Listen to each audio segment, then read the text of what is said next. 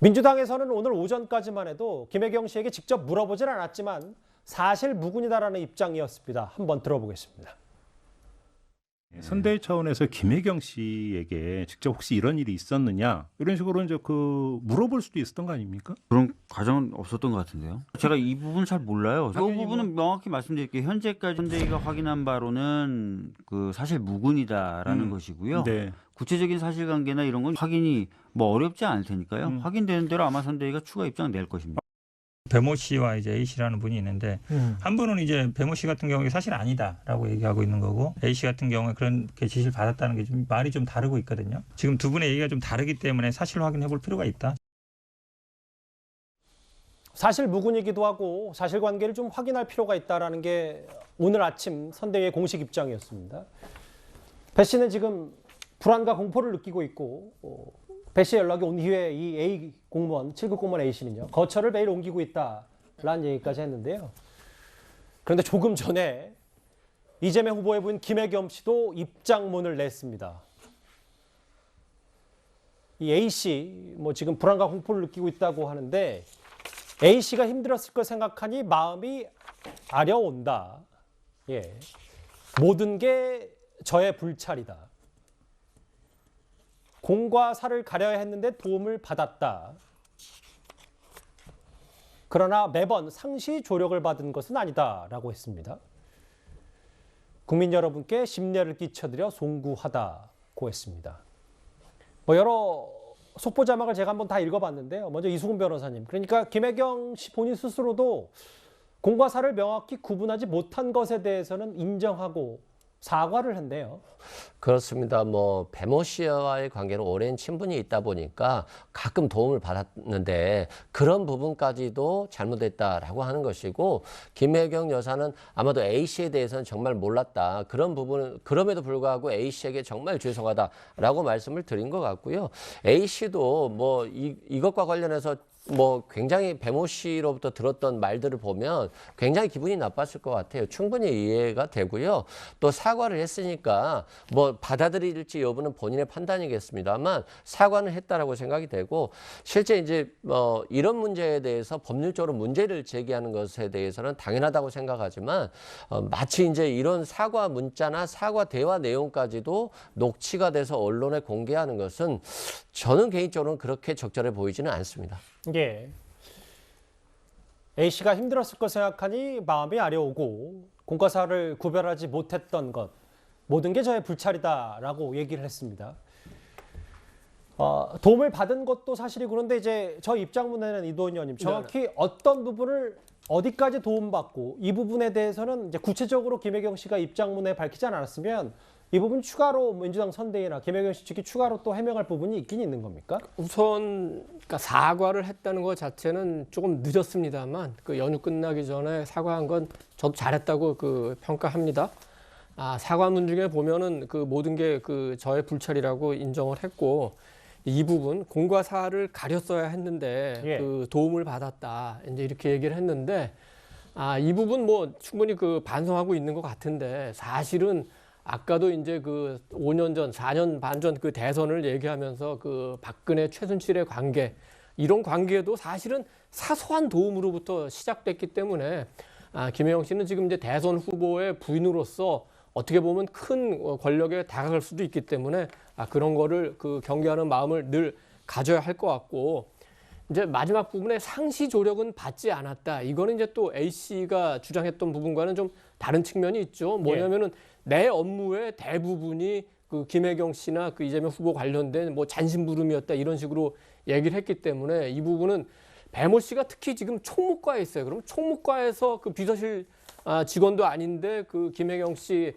심부름을 했다는 것도 좀 맞지 않는 것 같고 또 A 씨도 본인이 비서실 소속이긴 합니다만 이재명 후보 부부의 잔심부름을 하는 목적으로 왔는지 그 부분도 좀 명확하게 하지 않기 때문에 이 부분에 대해서 추가적으로 이제 밝혀야 하고 마지막으로 김건희 씨가 문제가 됐을 때 윤석열 후보가 2차례 사과했던 것처럼 김혜경 씨가 이런 이른바 갑질 논란, 권력 사유화 논란이 있다면 이 부분에 대해서 이재명 후보도 적절하게 입장을 표명해야 된다 이렇게 생각합니다.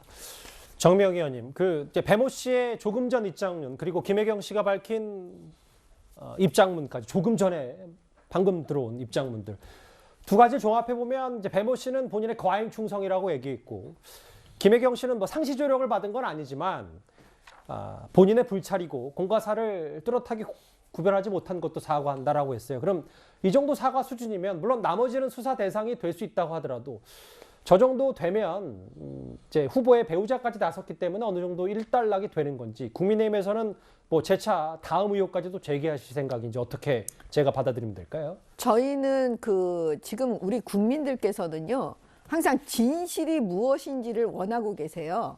근데 지금 여기서 그냥 무마하고 넘어가려고 하는 게 이재명 후보와 민주당의 입장일 것 같아요. 근데 저는 여기서 끝나지 않는다고 보는 게 뭐냐면 지금 A씨가 나 불안과 공포를 느끼고 거처를 매일 옮기고 있다 그러잖아요.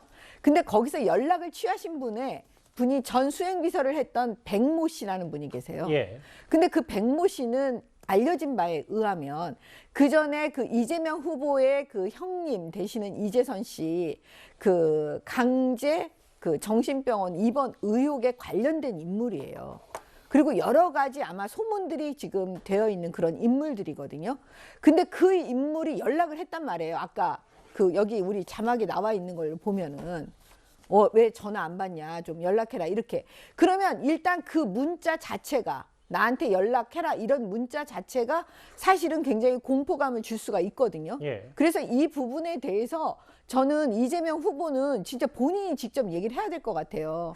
이 사건의 진실이 뭐였는지를. 그다음에 앞으로 지금 그 A씨요. 지금 불안을 느끼고 있는 전직 공무원 A씨에 대해서 우리가 그 A씨를 건드리지 않을 거다. 우리 A씨에 대해서 전혀 이제 앞으로는 저기 하지 않을 거다. 연락 취하지 않겠다. 뭐 이런 거를 정말 대국민들 앞에서 약속을 좀 해주셨으면 하고요. 그다음에 이거는 빨리 신속하게 수사하라고 문재인 대통령 제가 진짜 늘 말씀드리지만 해주셨으면 합니다.